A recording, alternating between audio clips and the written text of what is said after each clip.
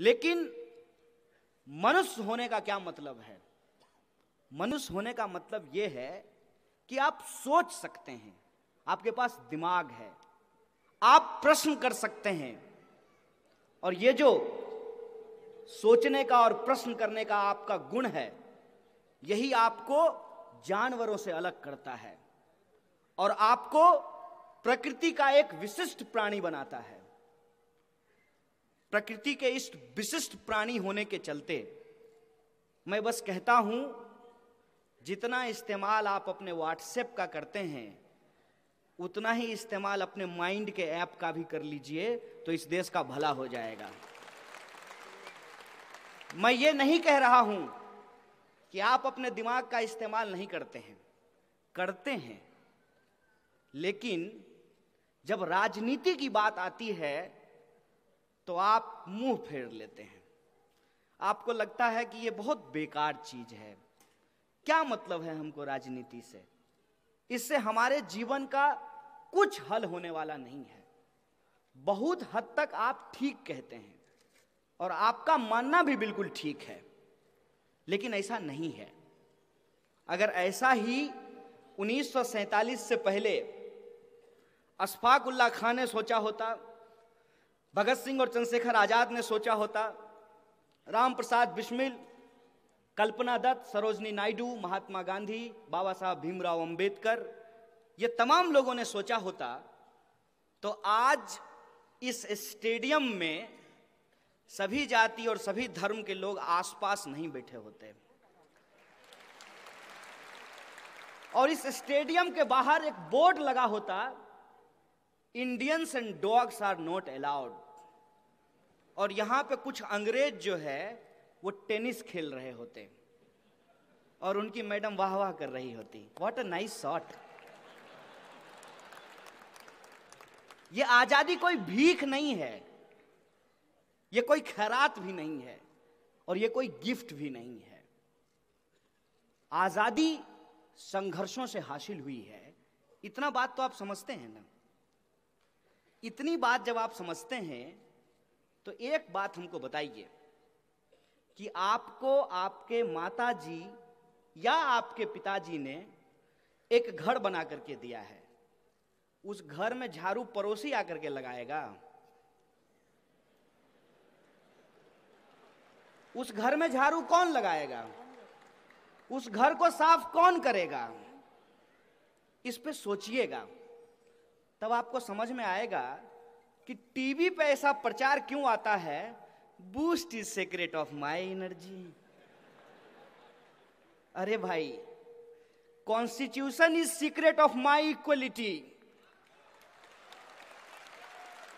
ये क्वेश्चन ज्यादा इंपॉर्टेंट है, लेकिन यह प्रश्न हमारे दिमाग में नहीं आता है। हम सड़क पे चल रहे होते हैं और हमको कचरा नहीं दिखाई देता है, तो हम एक बार भी नहीं सोचते हैं कि इसको साफ करने वाली एक जाति है इस देश में। यह पेशा नहीं है, एक जाति है जिसको इस देश में, इस देश के संविधान ने बराबर का अधिकार दिया है, लेकिन 21वीं सदी में भी उसको बराबर का अधिकार नहीं मिला है। अपने इर्द गिर्द जो चीजें हो रही है उस पर आप सोचिए और मान लीजिए। मैं नहीं कहता हूं कि मोदी जी की बात को आप मत मानिए, क्या अद्भुत आदमी है। देखिए, आप लोग हंस दिए। आजकल हमको अगर किसी को भी हंसाना हो तो हम कह देते हैं मोदी जी बहुत अच्छा आदमी है। अगर जोर से नहीं हंसा तो हम कह देते हैं कि मोदी जी सबसे सच्चा आदमी है। यूनिवर्सल ट्रुथ टाइप का हो गया है। मोदी जी कभी सच नहीं बोल सकते हैं। ये यूनिवर्सल जैसे होता है ना, यूनिवर्सल ट्रुथ, मोदी जी के लिए हम एक शब्द इस्तेमाल कर सकते हैं, यूनिवर्सल लाई। मोदी जी बहुत बढ़िया आदमी है और जैसा भी आप सोच लीजिए, हमको कोई दिक्कत नहीं है। तो मोदी जी कहते हैं कि हमको विपक्ष काम नहीं करने दे रहा है। बताइए, 56 इंच का सीना, 282 सीट, जिधर देखिए उधर ही भाजपा की सरकार। मतलब जिधर नजर उठाइएगा उधर भाजपा की सरकार है, तब भी विपक्ष काम नहीं करने दे रहा है। इस पे आपको विश्वास होता है? यह है प्रोपेगेंडा।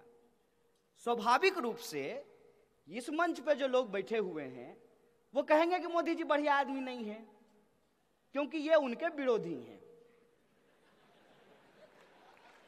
आप तो जनता है ना, आप जनता है ना, मत मानिए इनकी बात, इनकी अपनी राजनीति है, छोड़ दीजिए एक मिनट के लिए।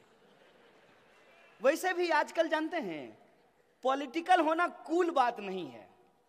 माई views are a political, my dear, if your views are a political then you will not understand कि आपको बीटेक करने के बाद नौकरी क्यों नहीं मिल रही है।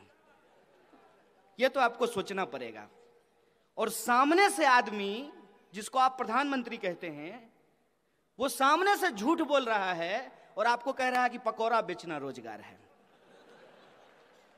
आप लिखिए my views are not political, a political. ये सवाल समझ में नहीं आएगा। इनको एक मिनट के लिए छोड़िए, आप अपने दिल पे हाथ रख करके हमको बताइए कि आपका अच्छा दिन आ गया। तब आप कैसे कहते हैं कि मोदी जी बढ़िया आदमी है?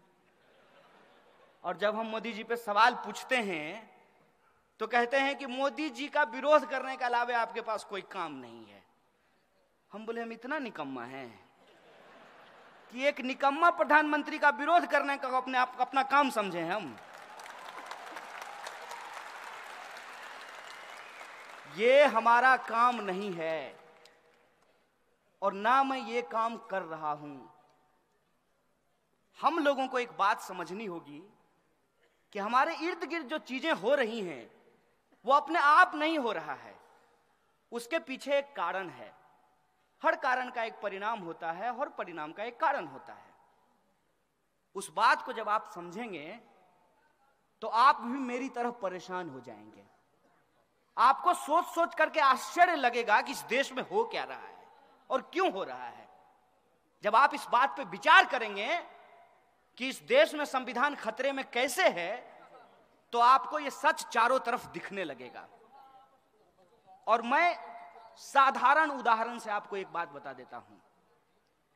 हाथ आगे करके जिस संविधान की प्रस्तावना को, उद्देशिका को आपने पढ़ा है, उसके शब्द पे आपने कभी गौर फरमाया है? उसके शब्द क्या कहते हैं? उसके शब्द कहते हैं हम भारत के लोग। समाज में क्या होता है? महार है, मातंग है, दलित है, ओबीसी है, धनगढ़ है, मराठा है, ब्राह्मण है, चितपावन है, मैथिल है, बिहारी है, मराठी है। क्या होता है? उद्देशिका क्या कहती है? We the people of India, हम भारत के लोग। फिर भी आपको लगता है कि संविधान खतरे में नहीं है। और संविधान की उसी प्रस्तावना के मूल्य क्या हैं कि आप चाहे हिंदू हो या मुसलमान हो, सिख हो या ईसाई हो, बुद्धिस्ट हो या जैनी हो, या आप किसी धर्म को नहीं मानते हो, लेकिन आपका अधिकार किसी और दूसरे भारतीय के अधिकार के बराबर है। यह आपको आपका संविधान अधिकार देता है। महिला हो कि पुरुष हो, काला है कि गोरा हो, मोटा हो कि पतला हो, हमारा वोट बराबर है। यह अधिकार आपको आपका संविधान देता है। और पिछले सालों में इस देश में क्या हुआ है उस पर गौर फरमाना जरूरी है। जिस उत्तर प्रदेश का हम लोग अभी जिक्र कर रहे हैं, जिस उत्तर प्रदेश के मुख्यमंत्री हैं अजय सिंह बिष्ट, यही है ना? कहते क्या हैं अपने आप को? तो जो अपना नाम बदल लिया हो उसको शहर का नाम बदलने में मजा आएगा कि नहीं आएगा? बहुत स्वाभाविक बात है। जिसको अपने ही नाम पे भरोसा नहीं है उसको फिरोजाबाद, फैजाबाद, उस पर क्या भरोसा रहेगा? नया शहर नहीं बनाना है। जनसंख्या बढ़ गई, लगातार हमारे सारे शहर जनसंख्या बढ़ने के चलते विस्फोट होने की कगार पे हैं। मुंबई में दूरी जो है किलोमीटर में नहीं मापी जाती है। मुझे सुन करके आश्चर्य हुआ। अरे माहिम जाएंगे, कितना देर लगेगा? 1 घंटा। बोले कितना किलोमीटर? बोला 1 घंटा लगेगा। हम बोले कितना किलोमीटर? बोला किलोमीटर अब नहीं चलता मुंबई में। क्यों? बोला 2 किलोमीटर जाने में भी 2 घंटा लग सकता है। ये आपका सच है। आप नागपुर में जब रह रहे हैं तो आपके इर्द गिर्द क्या हो रहा है इसको आप देख रहे हैं, और आप देख सकते हैं। ये पानी का बोतल यहां रखा हुआ है। मेरी दादी कुछ दिन पहले मर गई, और मैं दिल्ली जब आया था तो लोगों ने कहा कि पानी खरीदना पड़ेगा। मुझे लगा कि मेरे पांव के नीचे से जमीन खिसक गई है। पानी खरीदने की चीज है, पानी भी खरीद करके पीना पड़ेगा। ये सुन करके 2-3 घंटे तक मैं शौक में रहा, और मैं वापस जब घर गया तो अपनी दादी को बताया नहीं कि पानी लोग खरीद करके पीते हैं, वरना दादी उसी वक्त हार्ट अटैक से मर जाती है। मेरी दादी को कोई कह देता कि एक दिन ऐसा आएगा कि पानी बंद बोतल में बिकेगा, तो आप मानेंगे? बिल्कुल आप नहीं मानते। लेकिन आज आपका सच है, जिस सच को आप रोज झेलते हैं। आपको पता है दिल्ली में नई चीज क्या हुई है? दिल्ली में हवा भी बोतल में आने लगा है।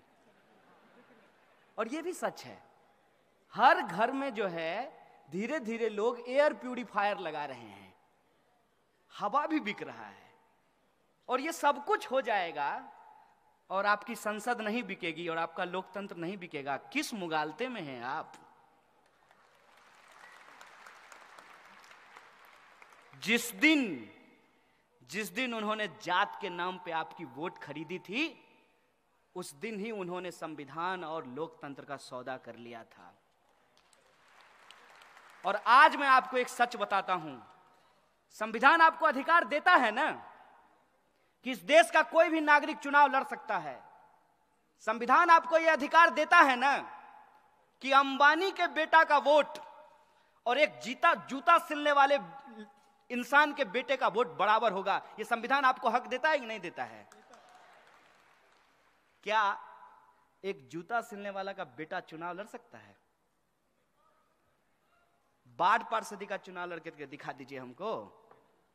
नॉमिनेशन फॉर्म लेने जाइएगा ना, यही लोकतंत्र के रक्षक सब आपका पैर तोड़ देंगे। यह है लोकतंत्र की स्थिति।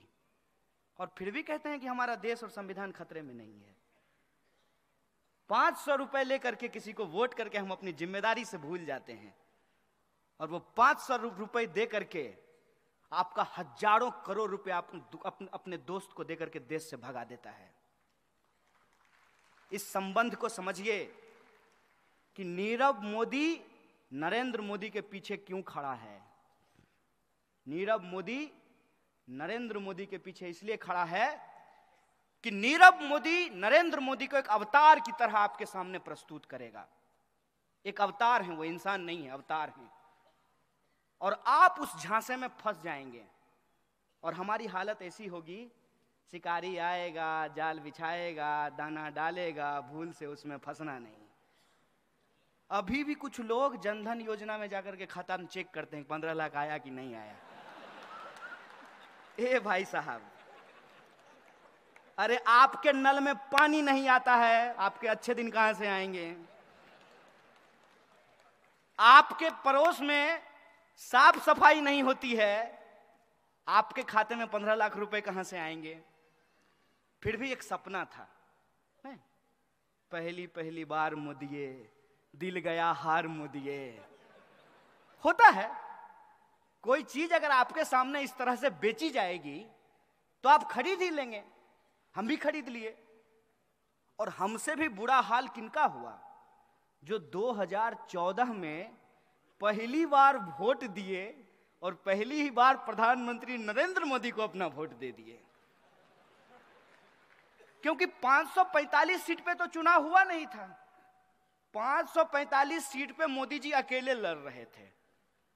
तभी तो टीवी स्टूडियो में 4 पत्रकार बैठ जाते हैं और कहते हैं राहुल गांधी नहीं तो कौन, नरेंद्र मोदी नहीं तो कौन। अरे यहां संविधान हम पढ़े हैं, उसकी प्रस्तावना पढ़े हैं, उसमें लिखा हुआ है we the people of India, और ये कह रहा है राहुल गांधी नहीं तो कौन।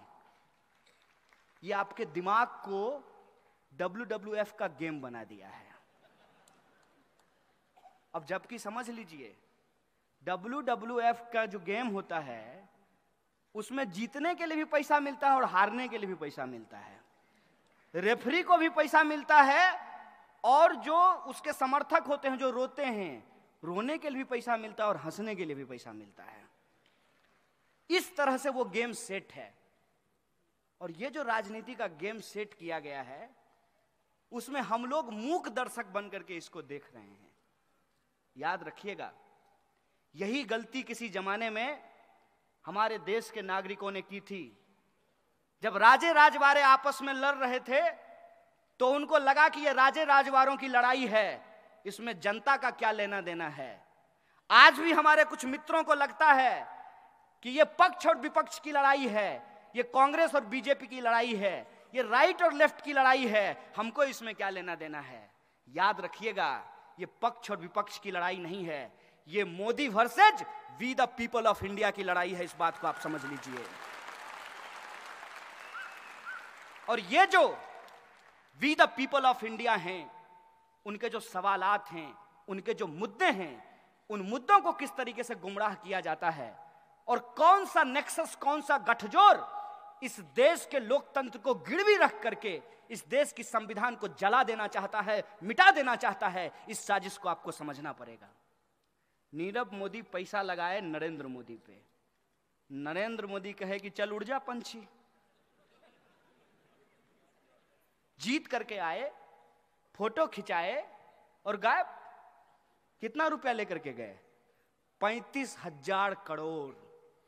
और आपको पता है, हमारे आपके जैसा एक फेलो इंडियन सिटीजन जिसको भारतीय होने का अधिकार है, क्योंकि वो भी इसी ज्योग्राफी में पैदा हुआ है, इस हवा में सिर्फ ब्राह्मण का सांस नहीं घुला हुआ है, दलितों का भी हवा है, उसका भी सांस घुला हुआ है।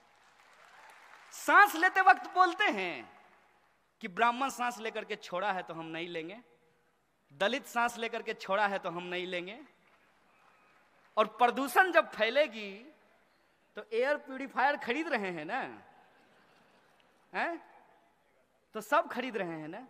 ऐसा कह रहा है कि दलित का फेफड़ा खराब कर देंगे और ब्राह्मण का फेफड़ा खराब नहीं करेंगे। यह है बेसिक इशूज। और इस बेसिक इशूज पे इस देश का यूथ चर्चा करे, इस पे बात हो, देश के भीतर एक कैसे बेहतरीन ब्लूप्रिंट तैयार किया जाए इस देश को आगे बढ़ाने के लिए, उस बहस को भटका देने की साजिश चल रही है। और ये गठजोड़ ये है कि पैसा खर्च करेंगे नीरव मोदी के ऊपर सरकार, और सरकार पैसा लेंगे किससे? आपसे। ये मत समझिए कि कोई नेता अपने बाबूजी के घर से किसी पूंजीपति का कर्जा माफ करता है या उसको पैसा देता है, आपका पैसा है। और ये उदाहरण मैं आपको समझाता हूं। कौन बनेगा करोड़पति में जब आप एसएमएस करते हैं तो 3 रुपया कटता है? कटता है कि नहीं कटता है? सही हिसाब है, मेरा हिसाब ठीक है। तो 1 करोड़ आदमी अगर एसएमएस किया हो तो कितना रुपया हुआ? 3 करोड़। तो 3 करोड़ में से 1 करोड़ दे देंगे किसी को तो क्या फर्क पड़ता है? बिजनेस समझ में नहीं आता है। यह है बिजनेस दोस्त। इस देश में प्रधानमंत्री कह रहे हैं कि हमने जनधन खाते खुलवाए, बहुत बढ़िया, बजाओ ताली। और खाते जब खुलवाए तो 500-500 रुपया आपसे डलवाए। देश का पॉपुलेशन प्रधानमंत्री हमेशा बोलते रहते हैं, क्या कहते हैं? 125 करोड़। अरे 125 करोड़ में से 50 करोड़ भी यदि खाता खुला तो 50 करोड़ गुना 500 रुपया कितना हुआ? जोड़ते रहिए, सुन्ना डालते रहिए। और एनपीए किसका माफ किया गया? किसका कर्जा माफ किया गया? किसान का। किसका माफ किया गया? अंबानी जी का। कितना कर्जा माफ हुआ है? सोच के बताइए। उसका फिगर आपको पता है? आपको घर में जितना कमरा होगा सब में भी रखिएगा तब भी जो है बाहर रह जाएगा। 3,16,500 करोड़ रुपया कर्जा माफ किया गया है। और 3 लाख रुपया मोदी जी किससे मांग रहे हैं? आरबीआई से। और नहीं दिया तो पटेल जी को क्या बोले? Okay tata bye bye sayonara. 3 lakh crore.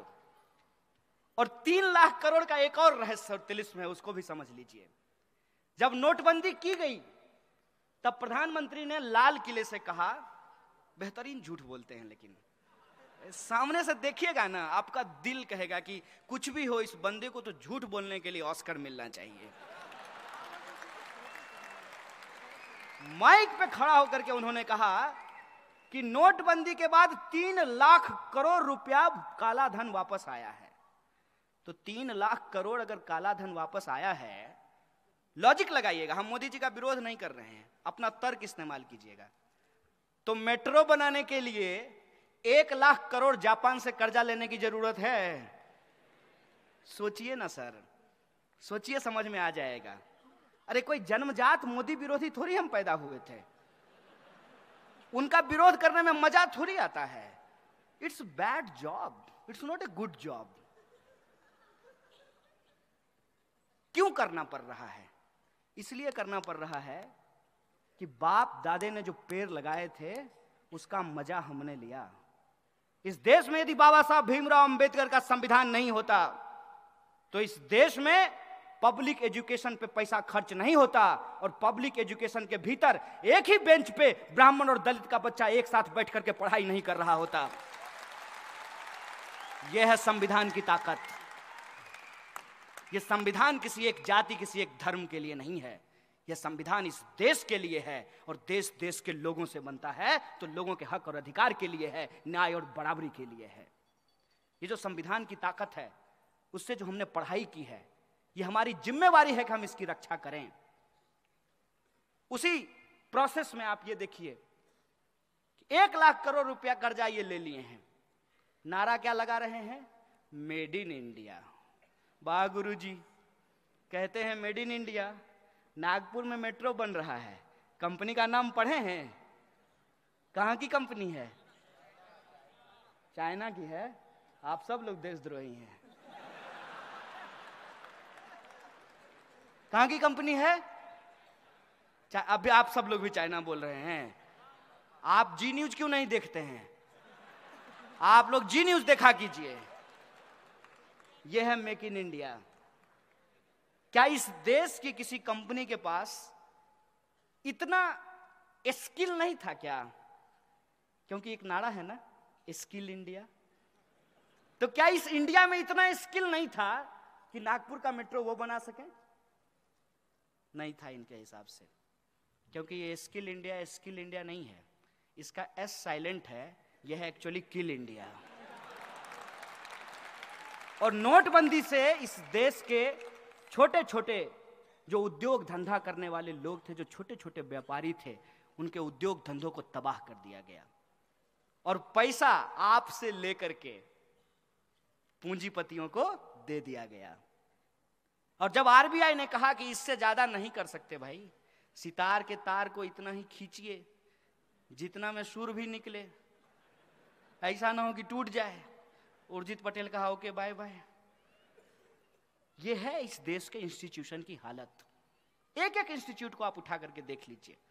आप चुनाव आयोग को देख लीजिए, आप सीबीआई को देख लीजिए, आप आरबीआई को देख लीजिए, और आप पब्लिक सेक्टर यूनिट जो है उसकी स्थिति देख लीजिए।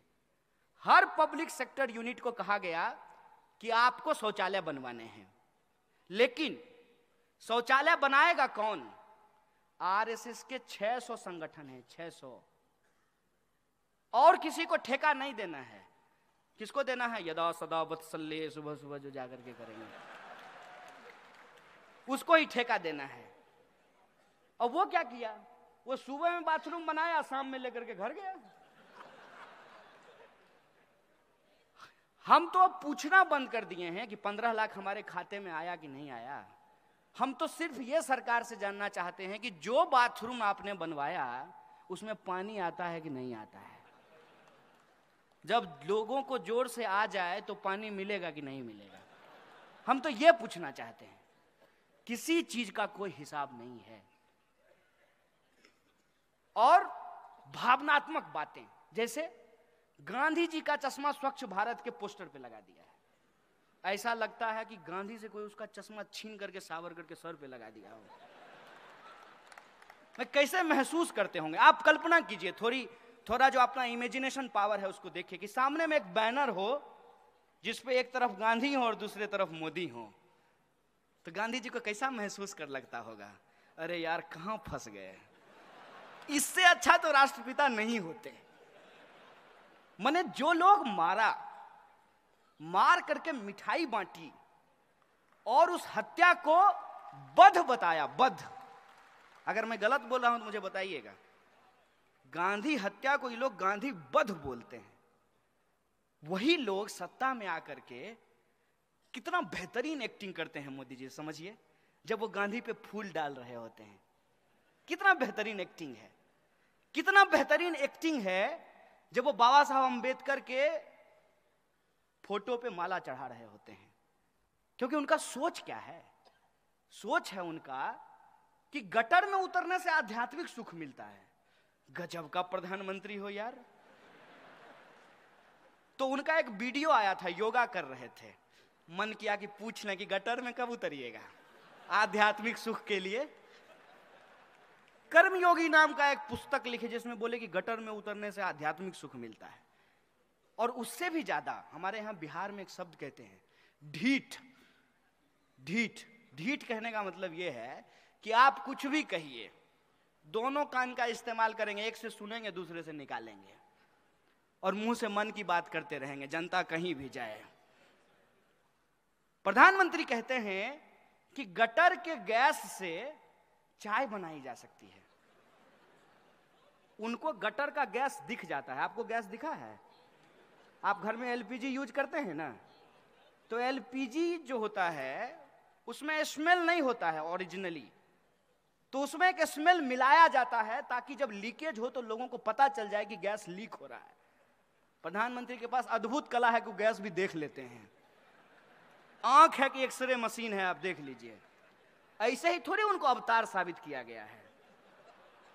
तो बोले कि एक जब बार हम जा रहे थे तो गैस से जो है हमने देखा कि लोग चाय बना रहे हैं। अब इसको कोई भी कह देगा कि झूठ है। खुद प्रधानमंत्री के बगल में जब वो भाषण दे रहे होते हैं तो एक आदमी खड़ा होता है एसपीजी का ऐसे करके, तो वो कहता होगा कितना बड़ा झूठा है यार। क्योंकि वो दिन रात उनके साथ रहता है। अरे अभी तो आए थे रास्ते में, कहां कोई जो है नाली के गैस से चाय बना रहा था, कितना झूठ बोलता है यार। तो बोले कि गैस से चाय बनती है। अब देखिए एक बड़ी मार्मिक बात है यहां पे कि गैस से चाय बनती है, ना दिखने वाली गैस आपको दिख जाती है, लेकिन उस गैस से इंसान मरते हैं ये आपको नहीं दिखता है। हर दिन आप अखबार उठा करके देख लीजिए, इस देश के किसी ना किसी कोने में जो मैनुअल स्कैवेंजिंग करने वाले लोग हैं, गटर में उतरने के चलते उनकी मौत हो जाती है। 9,000 करोड़ रुपया लेकर के एक पूंजीपति भाग जाता है, भागते रहता है। 2 योजना मशहूर है प्रधानमंत्री की, देश में पकौड़ा योजना और विदेश में भगौरा योजना है। ये जो है ये साहब एक किसी पूंजीपति से अगर उसका एनपीए ये वसूल लें, 56 इंच का सीना है ना, खुद ही कहे थे, तो अपना 56 इंच का सीना का इस्तेमाल करें और किसी एक पूंजीपति का कॉलर पकड़ करके कहेंगे कि सारा एनपीए सरकार के खाते में जमा करो, और एक पूंजीपति के एनपीए से इस देश में सदा सदा के लिए मैनुअल स्कैवेंजिंग को खत्म किया जा सकता है। लेकिन प्रायोरिटी होगी तब ना। प्रायोरिटी जनता कभी थी ही नहीं। इस देश के दलित, किसान, मजदूर, आदिवासी, महिला, अल्पसंख्यक, ये इनके एजेंडे में कभी शामिल ही नहीं थे। और इस पे यदि आपको भरोसा नहीं होता है, प्रधानमंत्री का बयान जब वो मुख्यमंत्री थे तब का आप जाकर के सुन लीजिए। पैसा नहीं लगेगा, जियो धन धनाधन। अब क्या वो बनाए अपने प्रचार के लिए, तो हम यूज कर लेते हैं अपने प्रचार के लिए। आप YouTube पे जाके सुनिए। 2002 दंगे के बाद जब पत्रकार ने प्रधानमंत्री से पूछा कि आप रिलीफ कैंप में क्यों नहीं जाते हैं, तो जानते हैं प्रधानमंत्री ने क्या कहा था? प्रधानमंत्री ने कहा था कि वो बच्चा पैदा करने का खान है, वहां जाकर के क्या करेंगे। ये प्रधानमंत्री के शब्द हैं। जिसको आप योगी समझ रहे हैं वो ढोंगी है, कंप्लीट ढोंगी है। और इसको मैं प्रूव कर सकता हूं कि ढोंगी कैसे है। सन्यासी किसको कहते हैं? मैं हिंदू धर्म पे बहस करने के लिए तैयार हूं। बुलाइए किसी भी आरएसएस के प्रकांड पंडित को, मैं उससे बहस करना चाहता हूं,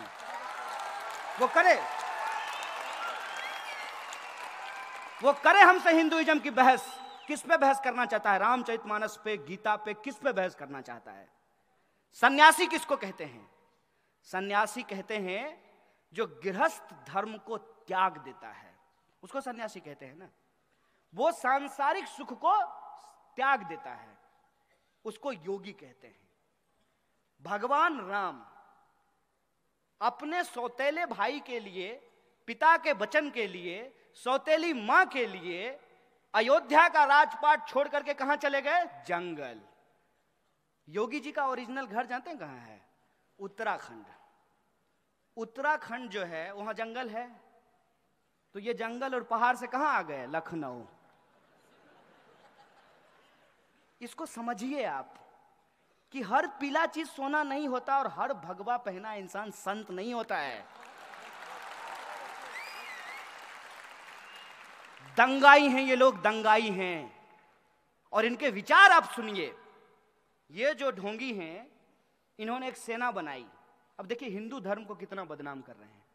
हिंदू युवा वाहिनी, ये हमारे धर्म का अपमान है। हमारे धर्म में तमाम तरह की व्यवस्था अपने आप की गई है। सबसे पहला बात, अरे जो जैसा करेगा वैसा भरेगा, ये मूल बात है। तो कोई अगर अत्याचारी है, पापी है, उसका सजा भगवान देंगे। तुमको टेंडर कब मिला बे? कब बोले राम जी? बताओ हमको, कौन सा तुमको फैक्स आया है कि हमको बड़ा तकलीफ हो रहा है, हमारा घर बना दो? तुम राम का घर बनाओगे? हैं? अपना उपाय नहीं, अपनी कुर्सी के लिए, अपनी राजनीति चमकाने के लिए, अपने गली चौक चौराहों पे बाह फैला के घूमने के लिए तुम हमारे भगवा रंग का बदनाम कर रहे हो, तुम हमारे राम का अपमान कर रहे हो। क्या होता है भगवा रंग? भगवा रंग इस देश में वीरता का प्रतीक है, कायरता का प्रतीक नहीं है। भगवा रंग इस देश में लोगों को बचाने का प्रतीक है, लोगों को मारने का प्रतीक नहीं है। भगवा रंग इस देश में साहू जी महाराज का रंग है, छत्रपति शिवाजी महाराज का रंग है, तुकाराम का, संत तुकाराम का रंग है। और तो और यहां कुछ बौद्ध भिक्षु बैठे हुए हैं। बौद्ध भिक्षुओं का छीवड़ का रंग भगवा होता है, जो शांति और अहिंसा की बात करते हैं।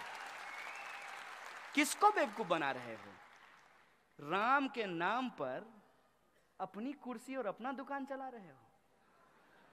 एक बात हमको बताइए, ये रामचरितमानस की बात करते हैं, मैं रामचरितमानस पढ़ा हूं। रामचरितमानस में 1 दर्जन से ज्यादा शब्द उर्दू के हैं। गरीब नवाज शब्द रामचरितमानस में लिखा हुआ है। और उर्दू जो है वो हिंदुस्तान की भाषा है, वो अरब की भाषा नहीं है। हिंदुस्तान में ही उर्दू बोली जाती है। रामचरितमानस जो है उसमें एक पंक्ति लिखी हुई है तुलसीदास की। हालांकि तुलसीदास ने कुछ गलत बात भी लिखा है, जिसका हम खुले तौर पे जो है समर्थन नहीं करते हैं, विरोध करते हैं उसका। रामचरितमानस में लिखा है, रावण रथी विरथी रघुवीरा।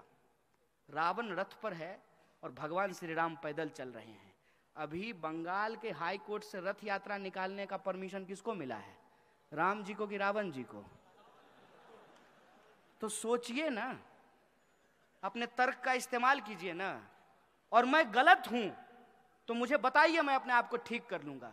मैं प्रधानमंत्री थोड़ी हूं कि कुछ बोलने के चलते आपको जेल में डलवा दूंगा। आपको सुन करके आश्चर्य होगा, मोदी जी एक बार एक राज्य के दौरे पे गए, एक डीएम जो है वो चश्मा लगा करके उनके सामने खड़ा था। भूल गए होंगे आप लोग, अरे रोज नई नई घटना घटती है, कितना याद रखेंगे। चश्मा लगा करके खड़ा था छत्तीसगढ़ में, उस डीएम को सस्पेंड कर दिया गया। बिग बॉस के सामने तुम चश्मा लगा लोगे? अब आप सोच के देखिए, आप नौजवान हैं, आप यूपीएससी करना चाहते हैं, आप महाराष्ट्र पीसीएस का एग्जाम पास करना चाहते हैं, और ऐसा आदमी जो अभी तक अपना डिग्री नहीं दिखाया है, उसके सामने आप चश्मा लगा लें तो आपको नौकरी से निकाल दिया जाएगा। आप ऐसा भारत चाहते हैं क्या? हमने ऐसे भारत की कल्पना की थी क्या? लोगों ने 2014 में मोदी जी को इसी बात के लिए वोट दे दिया था? 2014 में मोदी जी को वोट विकास के लिए दिया गया, अच्छे दिन के लिए दिया गया, करप्शन पर कार्रवाई करने के लिए दिया गया, महंगाई को कम करने के लिए दिया गया, किसानों की आत्महत्या को रोकने के लिए दिया गया। कौन सा एक काम है जो सरकार ने किया हो और हम लोग उसको स्वीकार नहीं कर रहे हो? आप ही हमको बता दीजिए। क्या इस देश में किसानों की आत्महत्या रुक गई? और क्या किया गया किसानों के लिए? कोई स्टेप भी अगर लिया गया होता तो हम मान लिए होते। जो योजना को ये गला फाड़ फाड़ करके बताते हैं उज्ज्वला योजना, उसकी हकीकत क्या है? हकीकत यह है कि जो लोग गैस सिलेंडर लिए हैं उस योजना के तहत दोबारा उसको भरवा नहीं पा रहे हैं, उसका रिफिल नहीं करवा पा रहे हैं। 400 का सिलेंडर 1100 में मिलने लगेगा तो आप कहां से भरवाएंगे? आप हमको बता दीजिए। तो इस देश के कितने परिवार हैं जो 1100 का गैस सिलेंडर भरवा सकते हैं? और तो और कहा गया कि कनेक्शन फ्री है। इतना धंधेबाज है कि फ्री कनेक्शन नहीं है। जैसे आप मोटरसाइकिल खरीदते हैं, बैंक से लोन लेते हैं, किस्त पे लेते हैं, तो वो फ्री होता है क्या? कि जितना इंस्टॉलमेंट आप भरते हैं उतना कंपाउंड इंटरेस्ट लेकर के आपसे पैसा वसूल करता है। यही काम सरकार आपके साथ कर रही है। बताइए, आप सरकार इसलिए चुने थे कि आपके साथ धंधेबाजी करे, आपके साथ जुमलेबाजी करे, आपके साथ धोखेबाजी करे, इसलिए सरकार चुने थे। और ये सब कुछ आंख के सामने हो रहा है और समाज जो है वो कंफ्यूज हो जाए, दो हिस्से में बट जाए, इसीलिए समाज को ध्रुवीकरण किया जा रहा है। एक टीवी पे जाइएगा, ऐसा लगेगा कि देश का जो है स्वर्णिम काल चल रहा है। जी न्यूज पे आप जाइए, डीडी न्यूज पे जाइए, तो ऐसा लगेगा कि देश का स्वर्णिम काल चल रहा है। मोदी जी व्यक्ति नहीं है, अवतार हैं, और वो अवतार इस देश का भला करने के लिए आए हैं, भारत को हजारों साल की गुलामी से मुक्ति दिलाने के लिए आए हैं। दूसरी तरफ जहां आपके किसानों की बात हो रही है, बच्चों की बात हो रही है, शिक्षा की बात हो रही है, महिला की बात हो रही है, अल्पसंख्यक, दलित, आदिवासी, गरीब, किसान, मजदूर की बात हो रही है, तो आप अगर दोनों जगह देखेंगे तो आप कंफ्यूज हो जाएंगे और आपको लगेगा कि सच क्या है। मैं कहता हूं, मेरी बात भी आप मत मानिए, आप अपना सच स्वयं तलाशने का प्रयास करिए। आपके पास भी दिमाग है, आपके पास भी मोबाइल है, आपके घर में भी अखबार आता है, आप भी बाजार जाते हैं। अगर आपके मोबाइल पे ये विज्ञापन आ रहा है कि मोदी जी आए और महंगाई कम कर दिए, तो इस बात की जांच आप कर सकते हैं कि नहीं कर सकते हैं? तुरंत झोला उठाइए, मॉर्निंग वॉक भी हो जाएगा, थोड़ा पेट भी, आजकल थोड़ा लोग स्लिम रहना चाहते हैं, थोड़ा पेट भी आपका पीछे पिचक जाएगा, और सब्जी लेने जाइएगा, आपको पता चल जाएगा कि महंगाई कम हुई कि नहीं हुई। अच्छे दिन आपके जीवन में आए कि नहीं आए, इसको बताने के लिए आपको न्यूज एंकर की जरूरत है, आपको न्यूज एंकर की जरूरत नहीं है। और इस साजिश को भी आप समझ जाइएगा कि पहले पार्टी के वर्करों से चलती थी, आजकल पार्टी न्यूज के एंकरों से चलती है।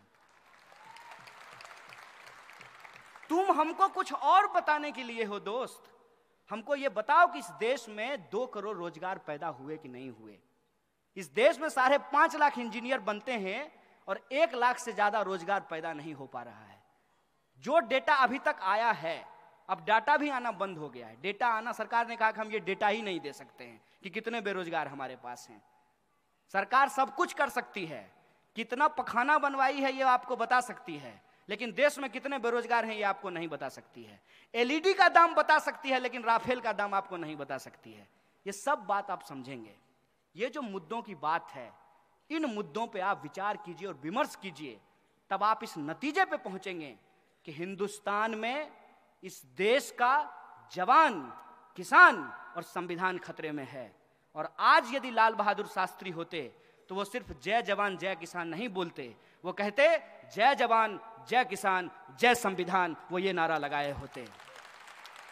और संविधान की जब हम बात करते हैं तो संविधान की आधारशिला क्या है, इस बात को हमको समझना पड़ेगा। और मैं आप लोगों से एक अपील करना चाहता हूं, ये नागपुर की धरती है, महाराष्ट्र में एक से एक महान लोग हुए हैं, बाबा साहब भीमराव अंबेडकर हुए हैं तो अन्ना भाऊ साठे भी हुए हैं। यह जो महान धरती है, इस महान धरती पे महात्मा ज्योतिबा फूले का जन्म हुआ है। मैं आप लोगों से यह आग्रह करना चाहता हूं कि टीवी व्हाट्सएप तो सब ठीक है, एक बार महात्मा फूले का गुलामगिरी जरूर पढ़िएगा। और सिर्फ जय भीम का नारा लगाने से काम नहीं चलेगा, आपको बाबा साहब का 22 प्रतिज्ञा भी पढ़ना चाहिए, जो कहते हैं बाबा साहेब हम करेंगे। हमको लगता है कि आज हम इस दौर में हैं कि हमको शोर शराबे की जरूरत नहीं है, हमको चिल्लाहट की जरूरत नहीं है। शांत होकर के, संगठित होकर के, शिक्षित होकर के हमको एक प्रबुद्ध भारत के निर्माण की जरूरत है। एक तरफ लोग कहते हैं कि भारत को हम हिंदू राष्ट्र बनाएंगे, हम कहते हैं कि उसके बरक्स आप लोगों को कहना चाहिए कि भारत को हम प्रबुद्ध भारत बनाएंगे।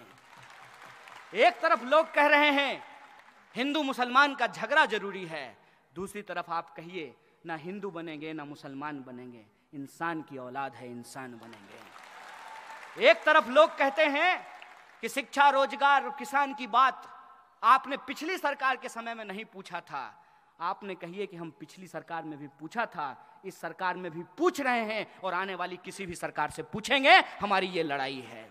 और जब आपको कहें वो आपको कि आपको मोदी का विरोध करने के अलावे आपके पास कोई विकल्प नहीं है, तो आप उनको एक हिसाब समझाइएगा। उनको कहिएगा कि इस देश में हमारा कॉमन मिनिमम प्रोग्राम ये है कि सबको शिक्षा, सबको काम, मजदूर को मजदूरी, किसानों को उनके फसल का दाम, हिंदू हो या मुसलमान, महिला हो या पुरुष, सबको मिले बराबर का आत्मसम्मान। ये हमारा कॉमन मिनिमम प्रोग्राम है। और इस कॉमन मिनिमम प्रोग्राम पे हम साथ चलने के लिए तैयार हैं, क्योंकि हम ये बात जानते हैं कि हिंदुस्तान को यदि हम संगठित तौर पे देखना चाहते हैं तो हर किसी को अपनी अपनी भूमिका निभानी पड़ेगी। कोई शिक्षक क्लासरूम में अच्छी बात पढ़ाएगा, कोई कलाकार अच्छा पेंट बनाएगा, कोई पत्रकार अच्छा रिपोर्टिंग करेगा, कोई महिलाओं के बीच में जाएगी और महिला के अधिकार उसको समझाएगी, कोई मजदूरों के बीच में काम करेगा, कोई किसानों के बीच में काम करेगा, कोई दलित अत्याचार के लिए आवाज बुलंद करेगा, कोई रोहित वेमुला के लिए लड़ेगा, कोई नजीब अहमद की लड़ाई को आगे बढ़ाएगा। यह काम हम सब लोगों को मिलकर के करना पड़ेगा। और इस काम को मिलकर करने के लिए यह जरूरी है कि आप में और हम में अंतर क्या है, इससे पहले इस बात की पड़ताल की जाए कि आप में और हम में समानता क्या है, एकता क्या है, इस बिंदु को ढूंढा जाए।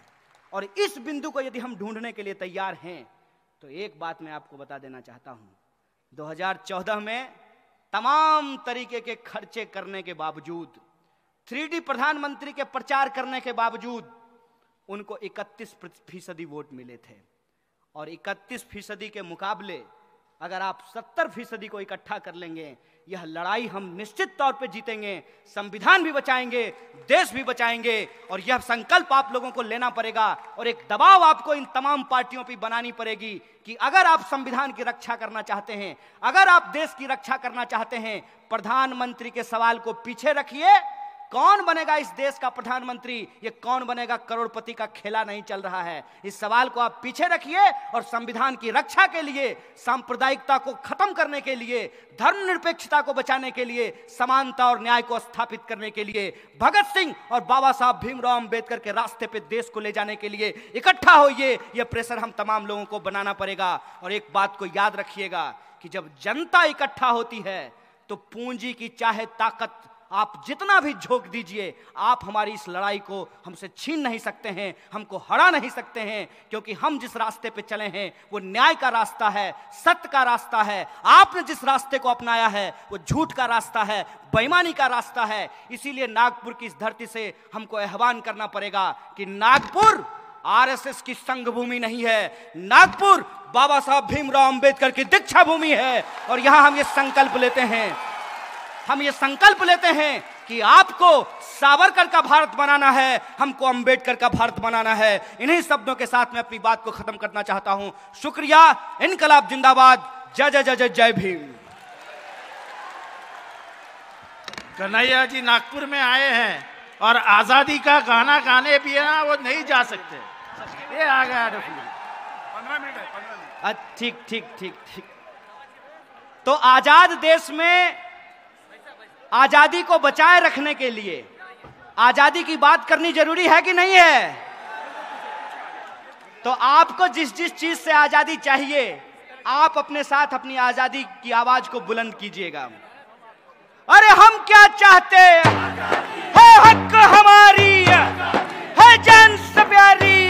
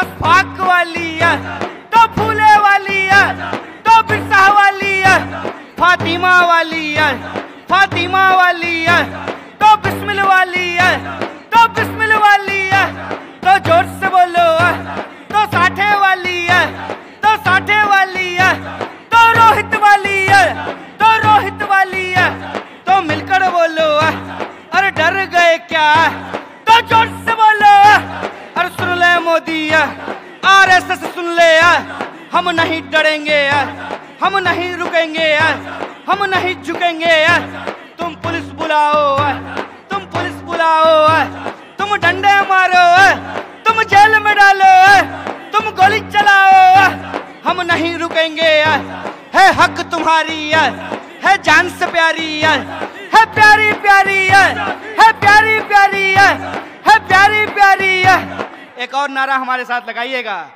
बाबा साहब भीमराव आंबेडकरांचा छत्रपती शिवाजी महाराजांचा अण्णा भाऊ साठांचा अरे जय शिवाजी जय भीमराय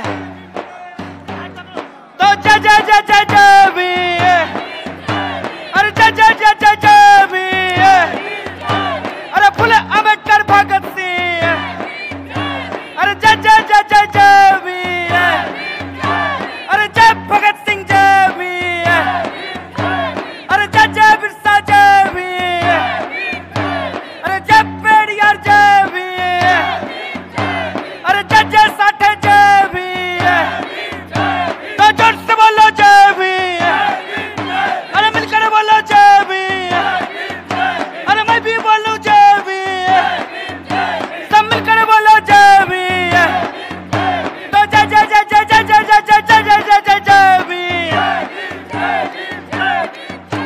बहुत बहुत शुक्रिया आप तमाम लोगों का, बहुत बहुत धन्यवाद। वीडियो को लाइक कमेंट और शेयर करना बिल्कुल ना भूलें और ऐसी ही अपडेट्स के लिए चैनल को सब्सक्राइब करें और बेल आइकन को प्रेस करना ना भूलें ताकि हमारी हर वीडियो की अपडेट आपको सबसे पहले मिले।